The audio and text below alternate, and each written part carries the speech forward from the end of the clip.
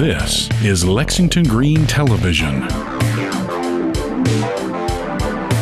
the show about small business, free enterprise, and independent voting rights. Now, here is your host, Robert Marcoccio.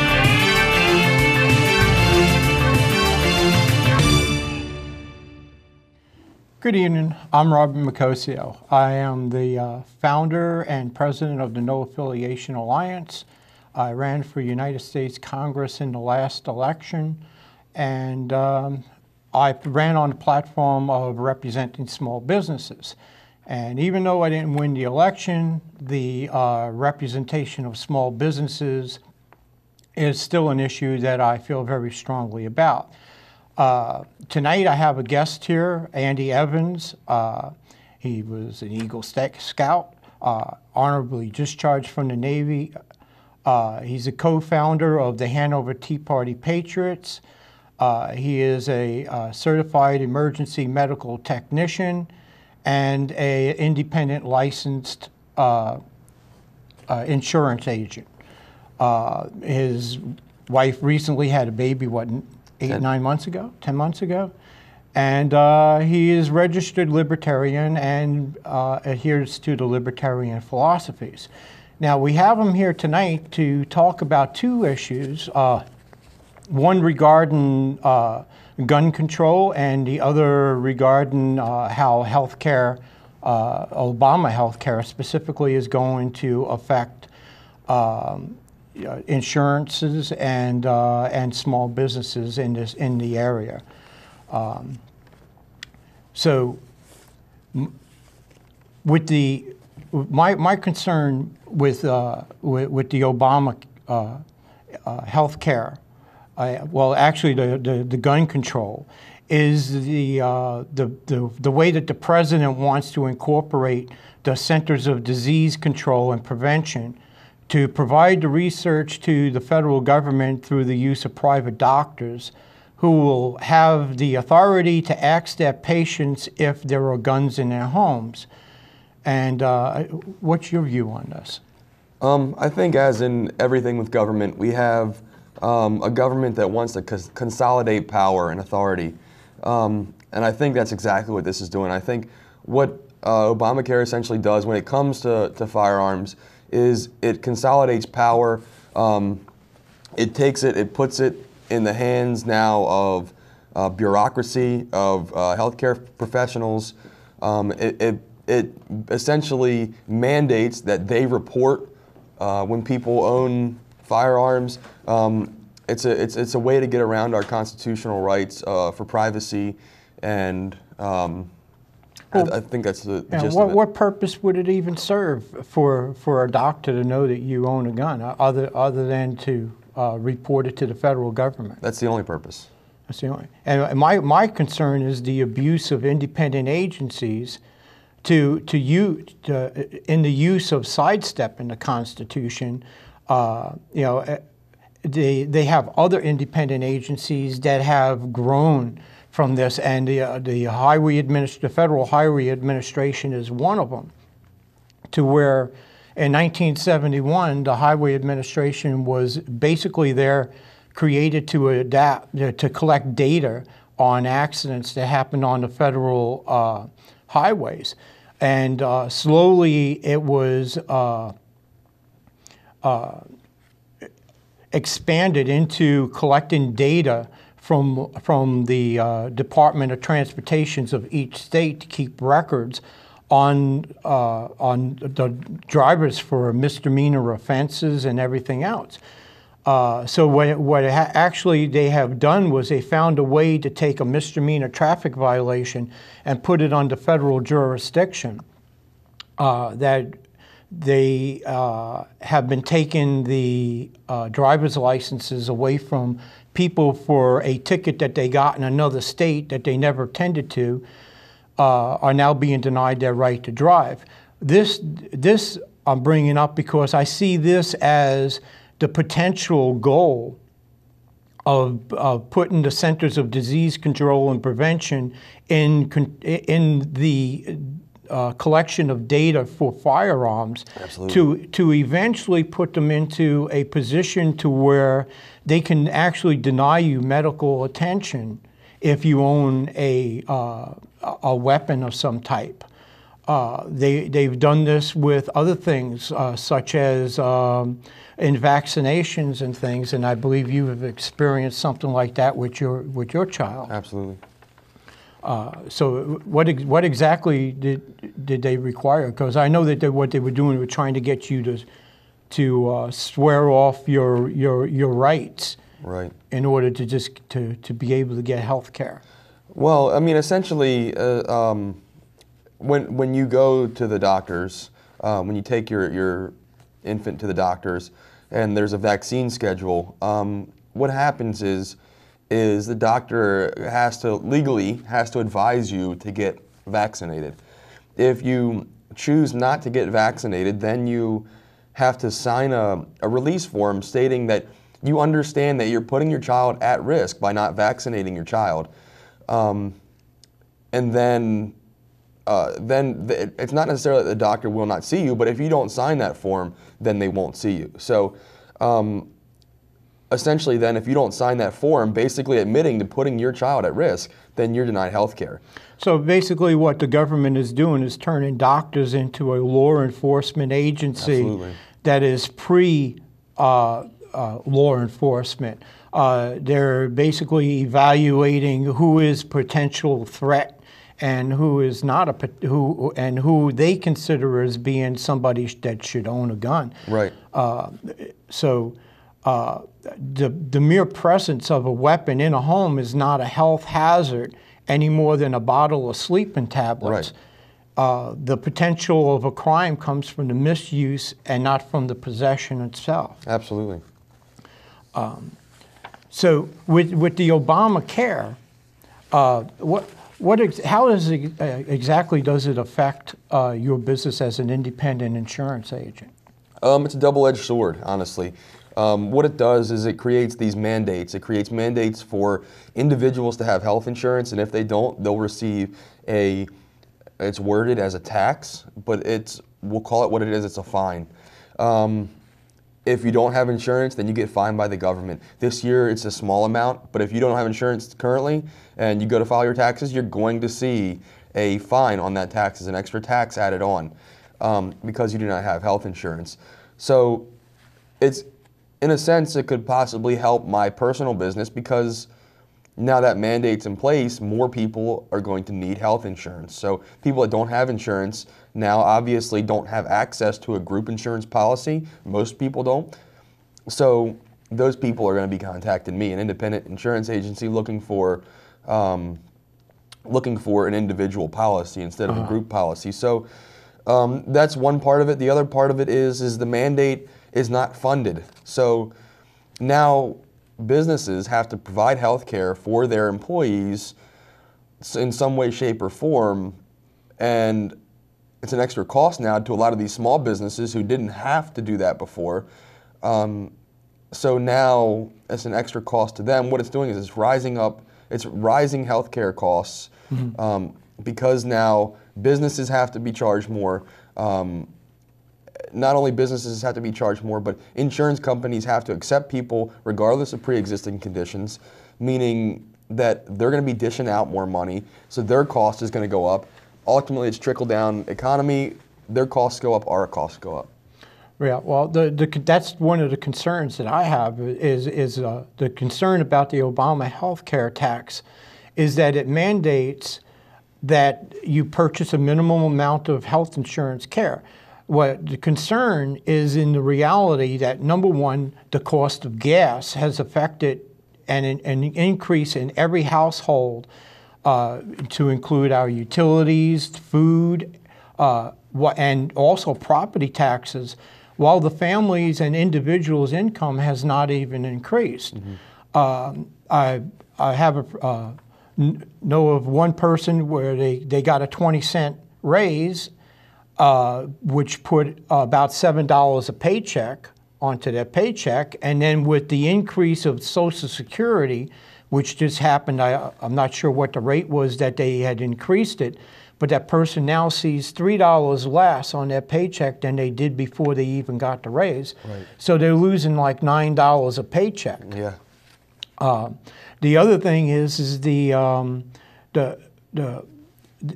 this was taken straight from the Obama health care. It says right here, it says, it's here to strengthen the employer responsibility. Businesses are strained by the current health insurance system. Health costs eat into their ability to hire workers, invest in and expand their businesses, and compete locally and globally. Like individuals, larger employers should share in the responsibility for finding a solution. Under the state Senate bill, there is no mandate for employers to provide health care insurance. Okay. Now, the obvious part is that the government understands the strain that they're putting onto business, but they're going to go ahead and do it anyway. Absolutely. They also understand that they're costing more people money out of their household expenses, and they understand that, but they're going to do it anyway. So what it tells me is that they hear us, but they're not listening to Right. us. And the small businesses are the ones that are worried right now because they're being run out of business by a lot of the impractical legislations that are being made by the federal government and the state governments right off the bat. What do you think? Well, I think what it boils down to is look, we're almost $17 trillion in debt, okay? The economy is crashing. You know, whatever the semantics are, whether we're in a recession or a depression or this and that, I tell you, people are losing jobs, people are losing their houses, people are unable to pay their bills, people are filing bankruptcy and foreclosing all the time. So regardless of what you call it, it's bad. The government knows that. This, to me, is their plan to force the people to dump money back into the government so that they can spend more. So, because by their logic, that them spending more will pick the economy back up. What we see though is it's unrealistic. Just like in a household, when I don't have money, I don't go out and spend somebody else's money and hope that that's gonna pick my bank account numbers back up. And that's what we see going on here. So to me, this is forcing people to dump every last penny into the economy when you know it's not willing. It's not free market at all. Yeah, well, taxes, property taxes are going up, unemployment taxes are going up, Social Security taxes are going up. Governor Corbyn announced that he wants to raise more taxes so that he can build more highways, and we know he's going into an election in the next coming year. He seems to be trying to buy off the government unions, because everything, even the money that he received coming from the natural gas exploration north of here has gone right back into government highway maintenance. So that goes directly to the government highway maintenance companies and contractors, government contractors, to maintain those roads. And now we have to come up with the money to build to take care of the maintenance of the roads throughout the rest of the state. My opinion about that is that money was received on royalties for the natural gas for the state, that it actually belongs to the people of the state. Absolutely. And although I understand that they have to maintain those roads because now they're going to have heavier traffic on there, that's a cost that should be handed over to the businesses. That royalty is not the expense of maintaining those roads. That's an entirely separate requirement. If the roads have to be maintained for that traffic that's being there for these vehicles, then that should be something that the owners, that the contractors of that company should have to participate in. Right, absolutely. The royalty money is something entirely different. The royalty money belongs to the state, and it should be dispersed equally throughout the state. And that in my fair, that would be the more appropriate and fair way of dispersing that money. Absolutely, lower the tax burden for the year or for a couple of years. Now you have a permit to carry a gun openly, and in fact, you got it on right now. When I've talked to people, some people get upset when they see somebody carrying a weapon out in the open. Mm-hmm. Now, in my personal opinion, I see somebody in plain clothes with a weapon that is holstered. My first thought is that the person is a law enforcement or that the person's an off-duty police officer. I mean, I'm still wary about them. Absolutely. You know, because I mean, we know of the recent thing with a police officer that's in the news, but you know, I'm more cautious about what I don't see, right, than what I do see. Absolutely. I mean, so what exactly are your opinion about? You know, why do you carry a weapon out? What is your fear of society, or just your own personal satisfaction? Right. Well, let me just kind of explain the process real quick. In the Pennsylvania is an open carry state, so anybody in the entire state, whether you're from the state or not, can openly carry a weapon without any kind of license. As soon as you take a loaded weapon into a vehicle, then you need a license to carry firearms, is what the state issues. Or if you want to conceal your firearm, you need a license to carry firearms. I do have a license to carry firearms. I do often conceal, but more often than not, I open carry. To me, it's for several reasons. Given the political environment, it is a political statement for me, because given the political environment, people are scared of guns. People, right.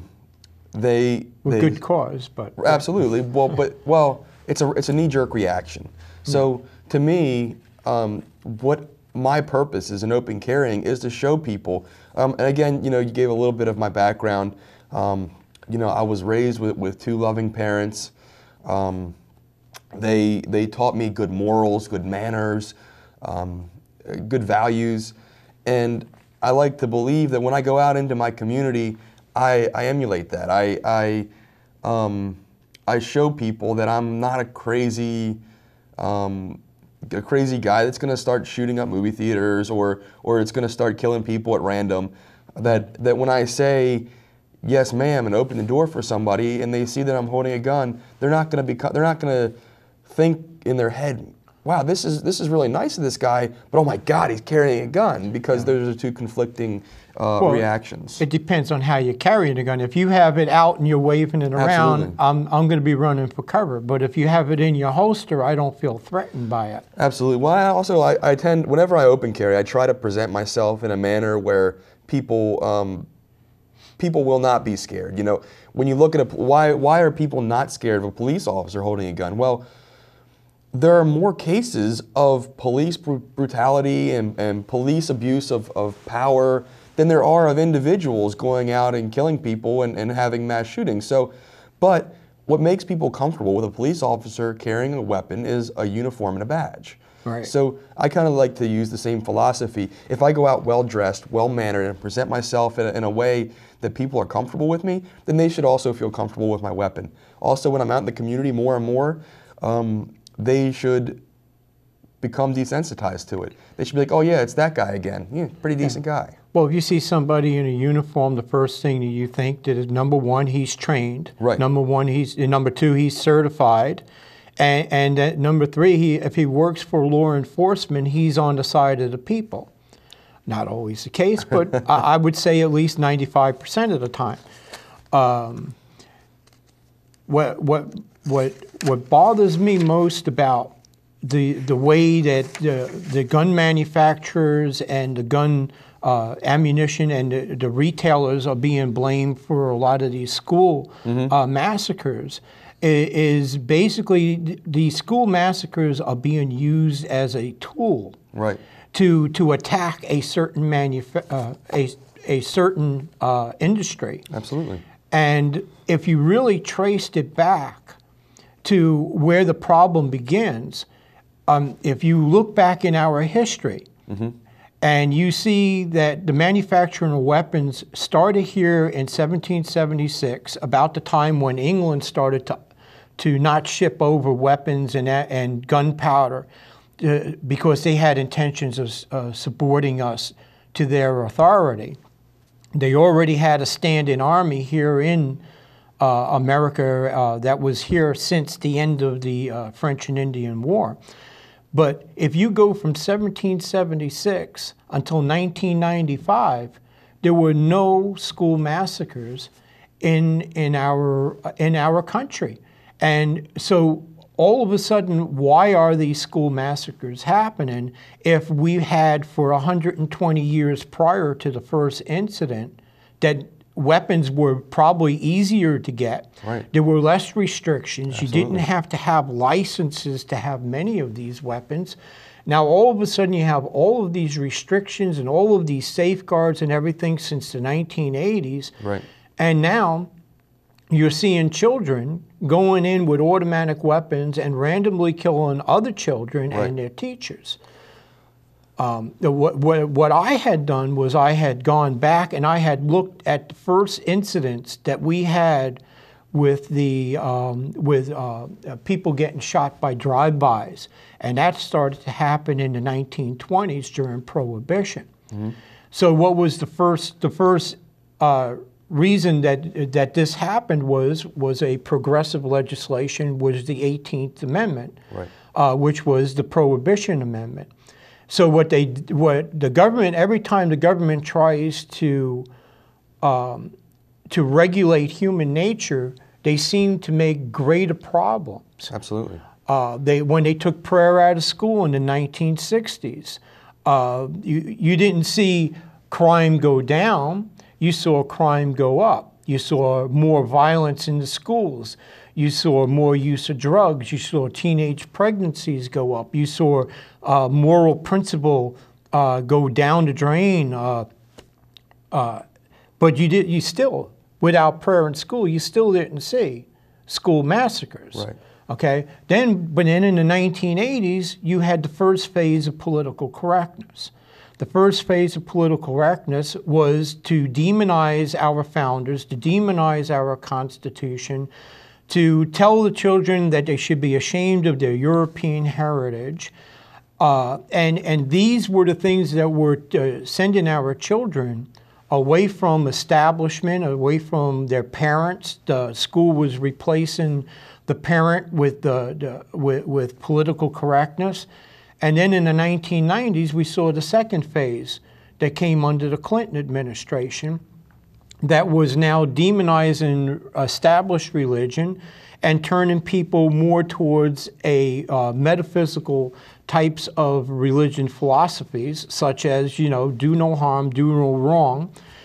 And now, within 2 years after we see the religion being attacked directly by the national government and having political correctness invoked in the schools, we now see these school massacres. Absolutely. My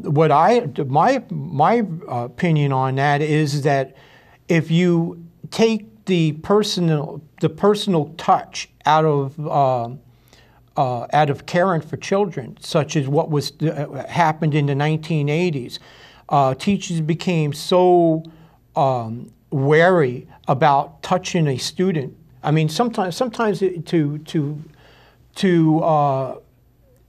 to take a child and make them feel better, to make them more secure, it takes a hug. But when you hug a child now in school, the first thing they do is they start investigating the teachers, are they pedophiles, are they showering with their students and things like that.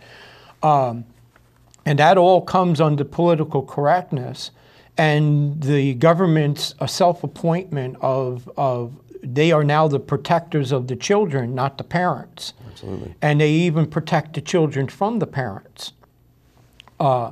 so that children can't be disciplined by the parents. They can't be disciplined by the teachers, because a teacher would be expelled from school if they slapped a student like they would when I was a kid.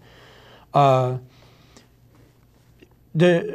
see if you want to stop the children from engaging in these murders, these mass murders in school, I think what needs to be taken out of the schools is political correctness.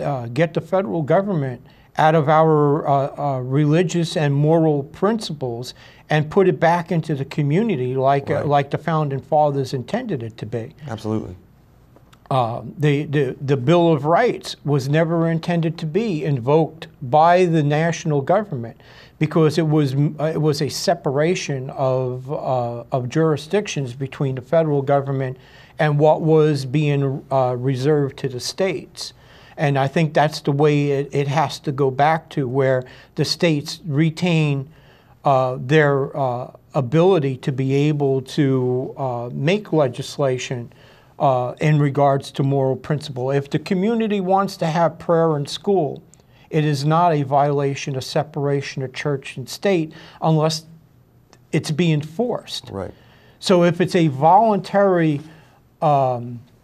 commitment or a voluntary act of the community, it does not violate the separation of church and state. And I can show written documentation of that in the first constitutions of the state governments, which were actually the design in our three-branch system of government and not the federal constitution. The institution of state church was ended 15 years prior to the federal constitution and the Bill of Rights being ratified to law.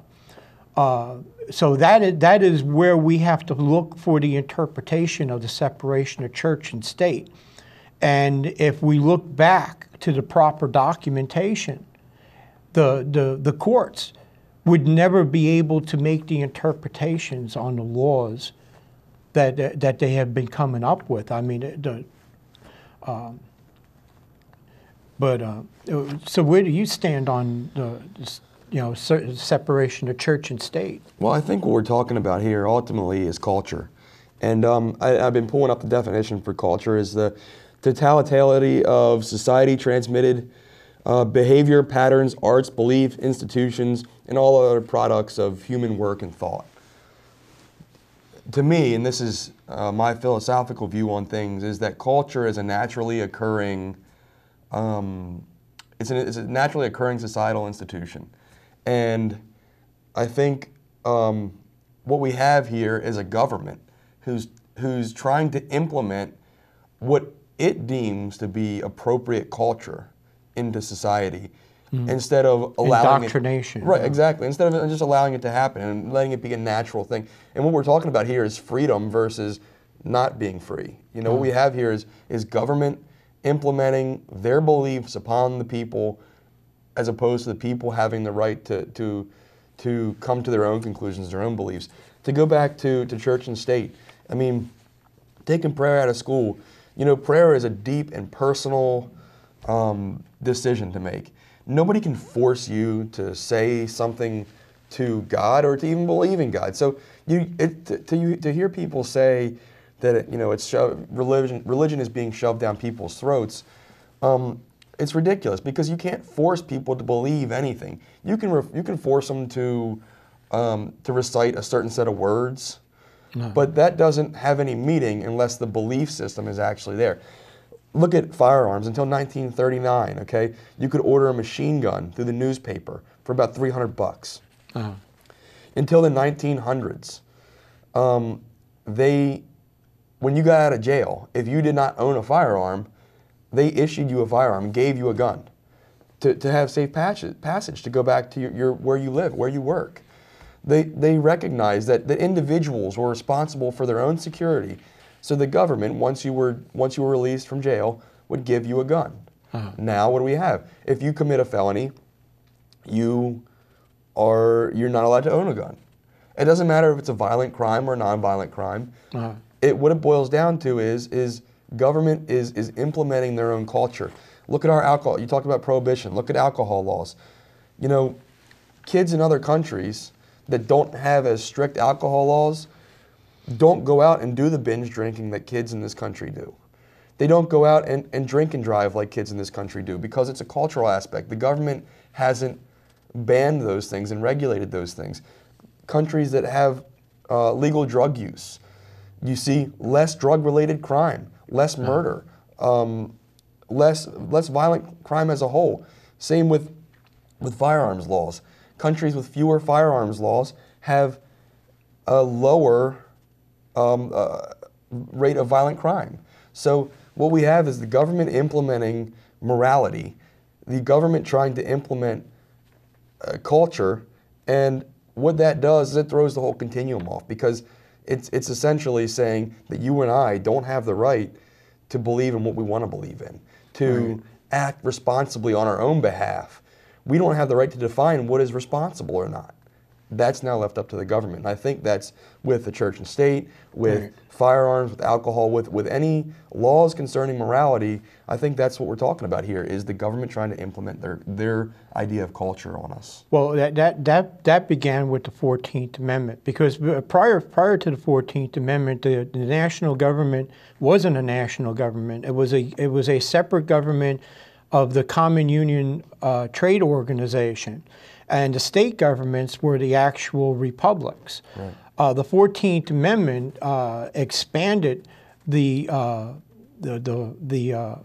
jurisdiction of the federal government, and it was supposed to expand the court, the ability to be able to hear cases that it was not allowed to hear prior to that, and give the federal government the ability to be able to make laws through the process of legislation described in the Constitution. Since the 14th Amendment and the assumption of power taken by the federal government, the courts are now part of the judiciary, and to where they're making laws by interpretation, and the Congress are part of the judiciary, because they are now mandating sentences and fines. So what we have is a system of judiciary that no longer represents or even resembles the system that was established in the Constitution. And a lot of people become victims of crimes perpetrated by the federal government that are infringements of their constitutional right. And they are denied their due process of law, like I was speaking about independent agencies earlier.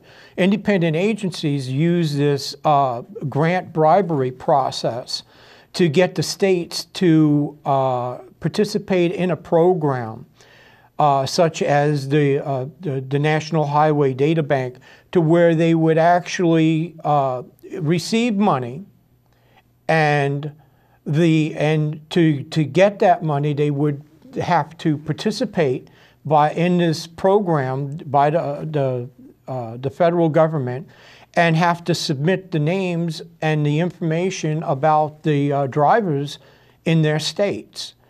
And once your name is in that data bank, even if it's a misdemeanor ticket, and the misdemeanor ticket no longer is no longer valid under statute of limitations, you're still required to go back to the state that you got the ticket in to be able to get that ticket, get your name taken out of the federal data bank.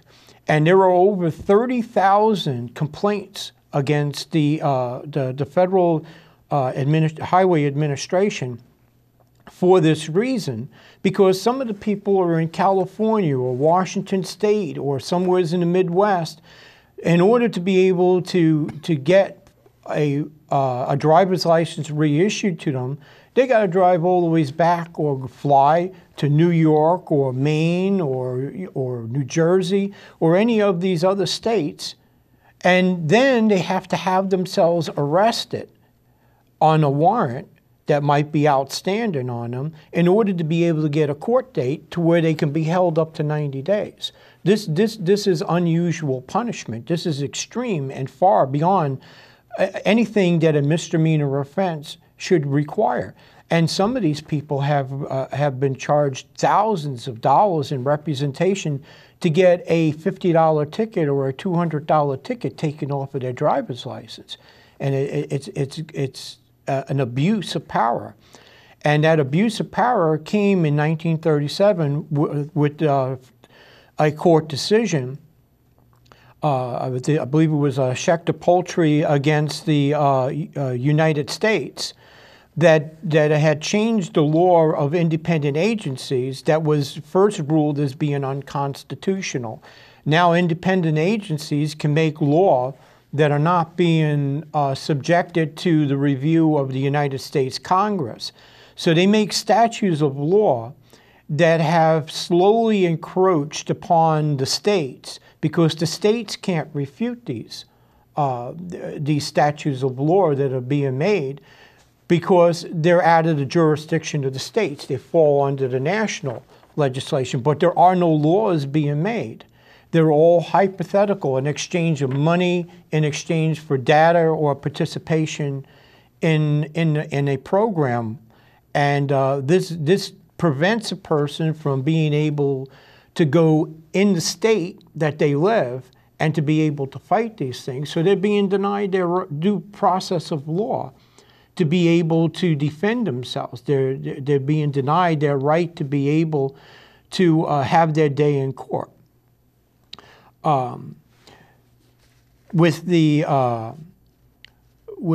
these different aspects of independent agency, okay, especially with the healthcare, IRS, and gun control, they all have their way of penetrating into our personal lives. Now you have some data there on concealed carry and stuff, some percentages of crimes committed. Is that by people who have licenses to concealed carry, or? Well, what these statistics are, essentially what they say is the FBI crime statistics state that in states with concealed carry laws, murders are down 8.5%, rapes are down 5%, aggravated assaults are down 7%, robberies are down 3%. It boils down to a personal ability to protect oneself. The other statistic that we have on here is that 3 out of 5 polled felons say they won't mess with an armed victim. So with these numbers, they get shot. Right, absolutely. Yeah. What it does is it jeopardizes job securities for a criminal when they know that there is a chance of people retaliating. I mean, you think about it. A predator does not go after the strongest in a pack. They go after the weakest. Right. Is somebody with a gun going to be the weakest in the pack? Probably not. So, that's one of the things that kind of, if you look at the logic behind it, it makes perfect sense. Well, I've known.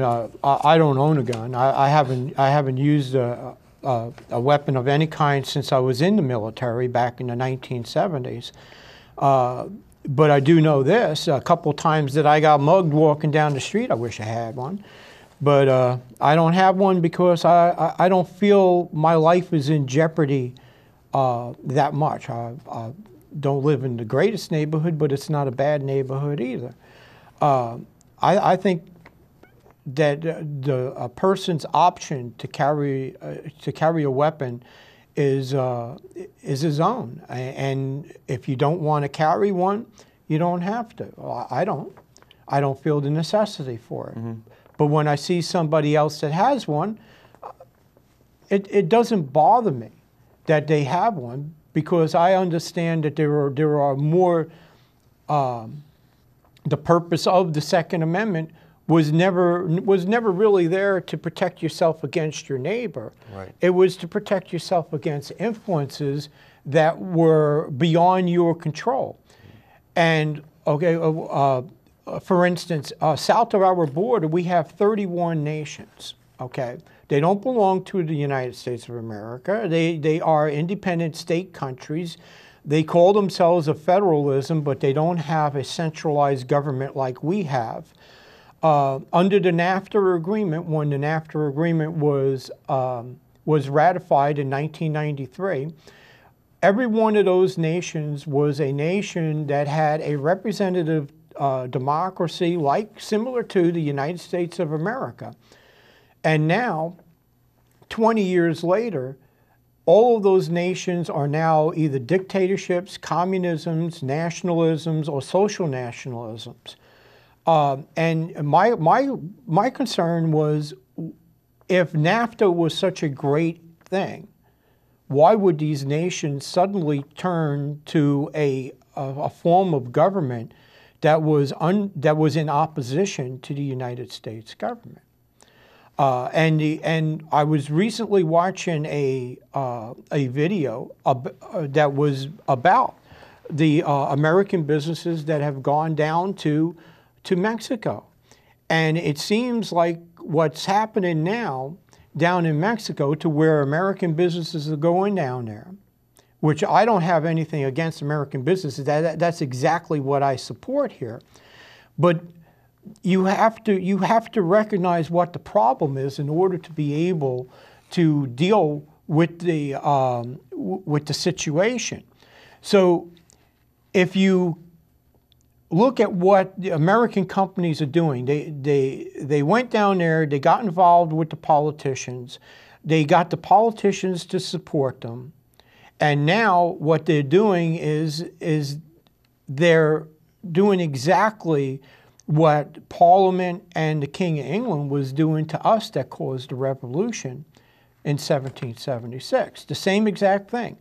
They are. It's all about business. Everything is about profit.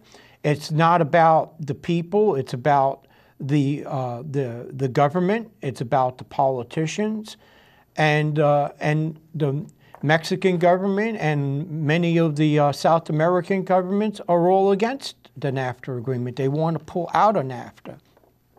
Many of the businesses here, the smaller businesses, the manufacturing companies that are being run into the ground, are all saying we need to get out of NAFTA.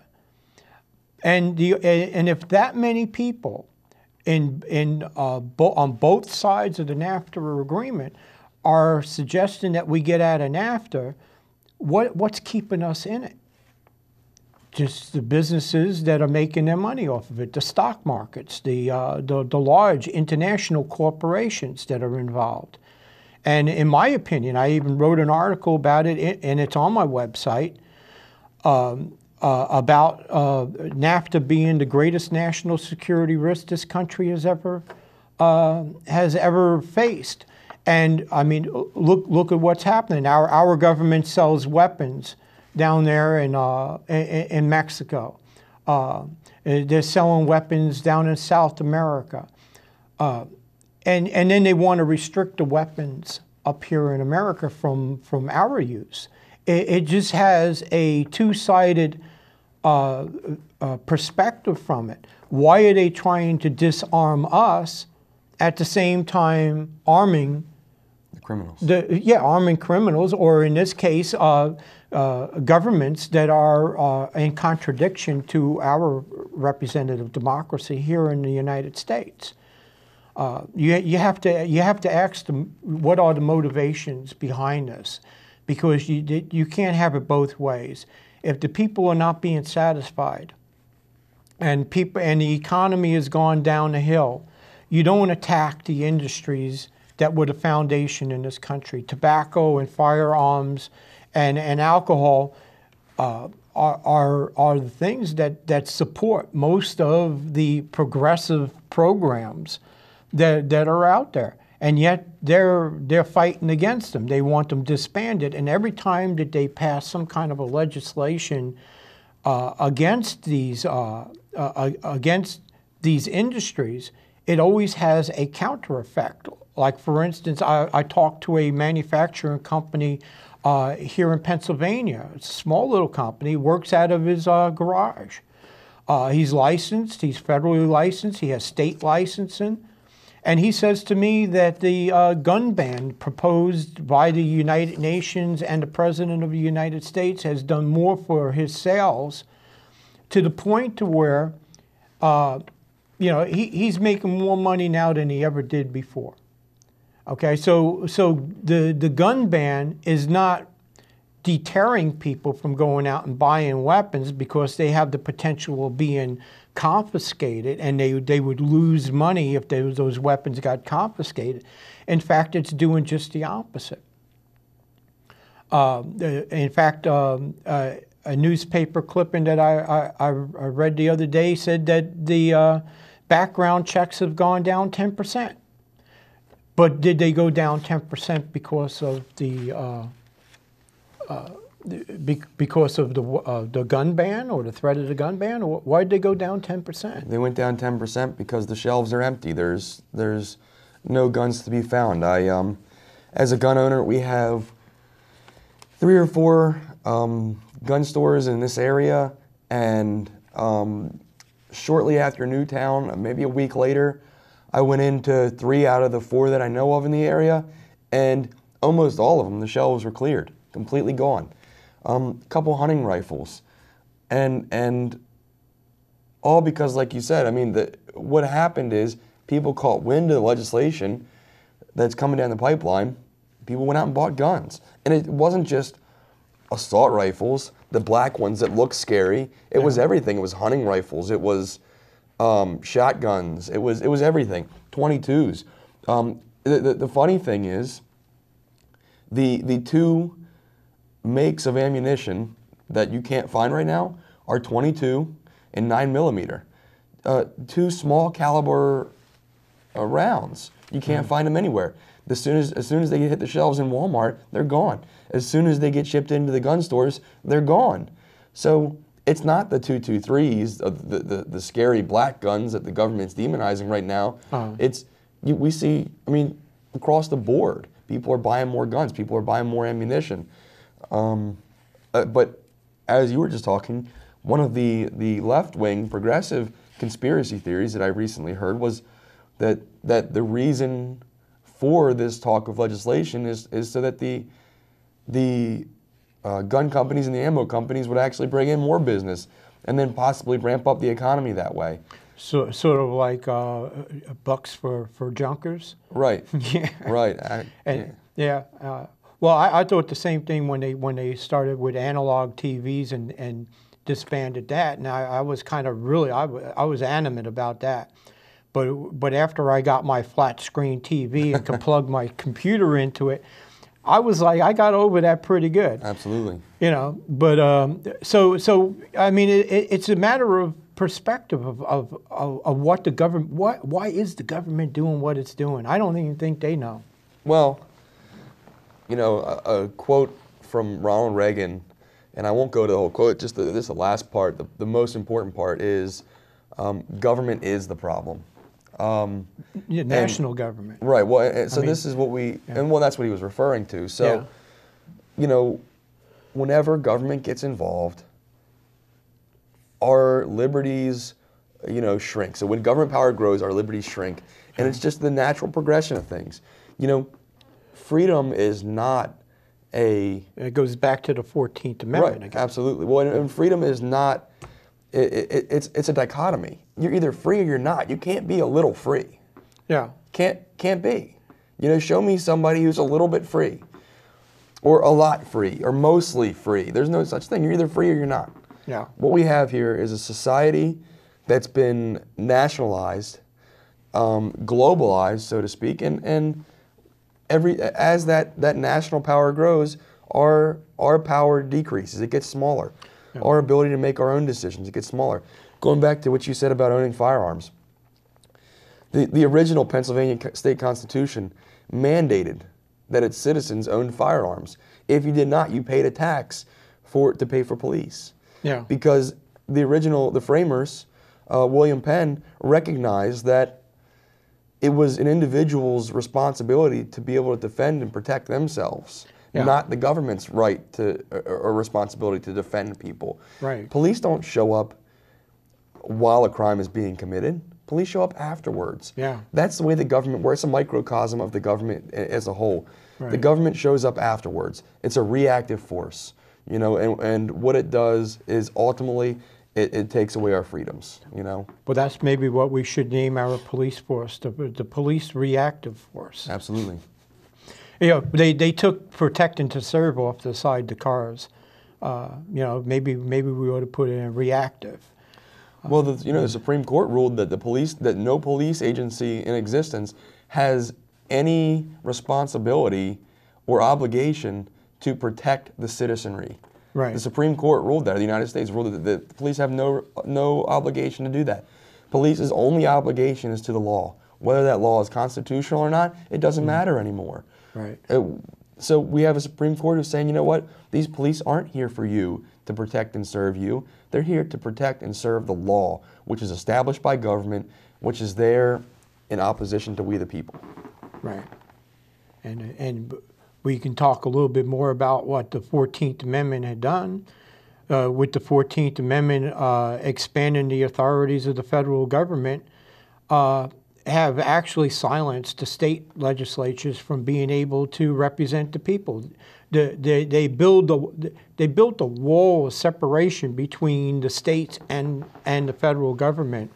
And what has happened, what we've been seeing in the last, I would go further than the last 4 years. I'll go all the ways back until the Clinton administration, and maybe even further than that, to where the states have always tried to represent the people, but now that the federal government has found its loophole in getting into our civil liberties and crossing the line of separation of church and state by redefining religious and moral principles as civil law. Now that they have redefined as civil law, they have put government at the highest point of society. Parents and religion have been reduced to, oh, you don't have to listen to them.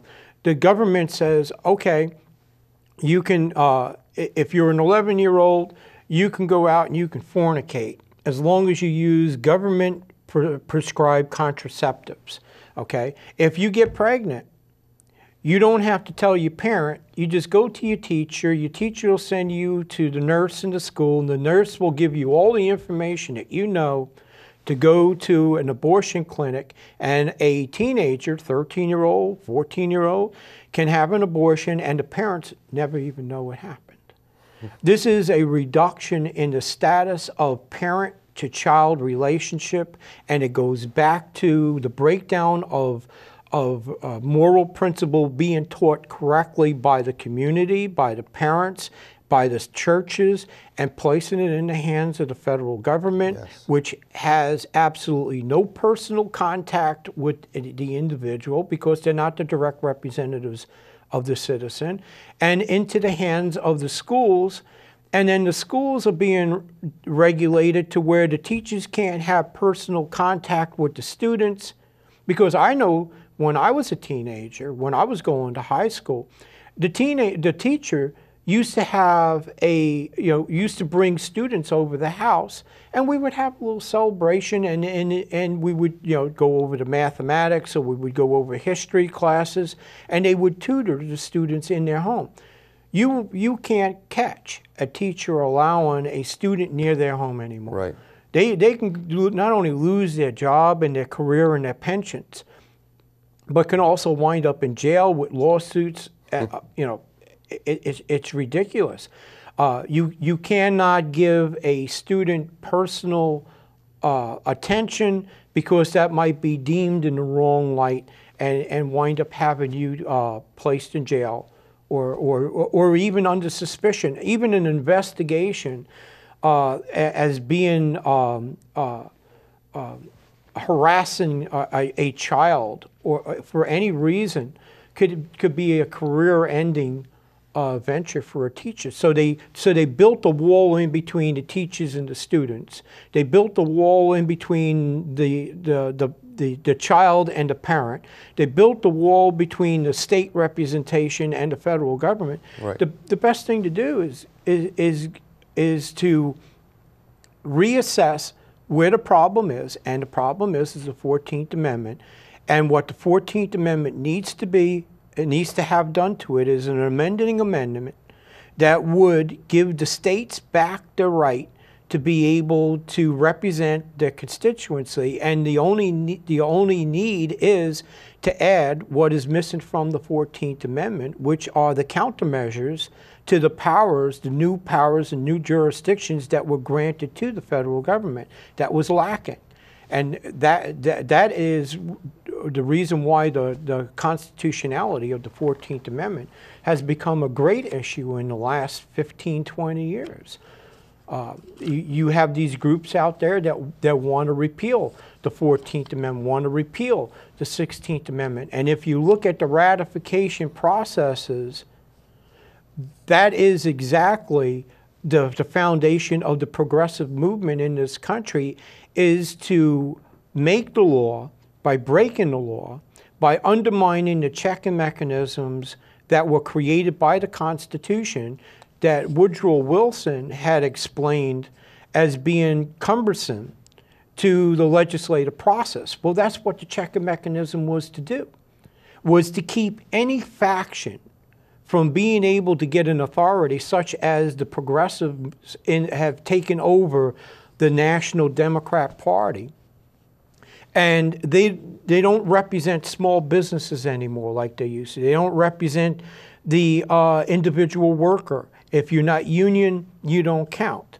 The old Democrat Party that my parents used to belong to was a Democrat Party that represented the homeowner, the small homeowner, the individual, not the commercial homeowners or not the landlords, but the person who worked, saved up money, got a loan, put it all on the line to put a roof over their head, to give themselves a better life, are no longer represented by the Democrat Party. And more people are figuring this out and have turned first to third parties. But in the last election, because I was running for United States Congress, I became very involved in watching the registration of the voters. More people have now registered as no affiliation voters than ever before. There are 620,000 no affiliation voters right here in the state of Pennsylvania, which are denied their right to be able to vote in the Democrat-Republican primaries. And they are recognized by the Democrats and Republicans and the state of Pennsylvania and the boards of election and the FEC as being legitimate members of the Democrat and Republican parties. But because they do not express a specific issue in the party agenda of the national parties, they are denied their right to be able to participate in an election process that is for them. And for this reason, the No Affiliation Alliance has been promoting the right for independent voters to be able to vote in the primary elections as no affiliation. They should not be kept out of the election process. And 620,000 voters can mean the difference in the outcome of any election, especially the governor's election that's coming up in this next in the next midterm. And well, this was our first show here, and one of the things I wanted to explain was about our name with Lexington Green. To those who aren't revolutionary buffs, the Lexington Green was where the first shots of the Revolutionary War had taken place, and it was over commerce. And that's the reason why I chose this name for this program, because this program here is to represent the small businesses, the homeowners, the individual non-union workers, especially the family-owned farmers, who are probably the least represented people here in this country. So I have to say good night, and we'll see you next week, same time, same place, same channel. And tune into our website, and you'll find some very interesting literature there. And I thank you. Thank you, sir. All right.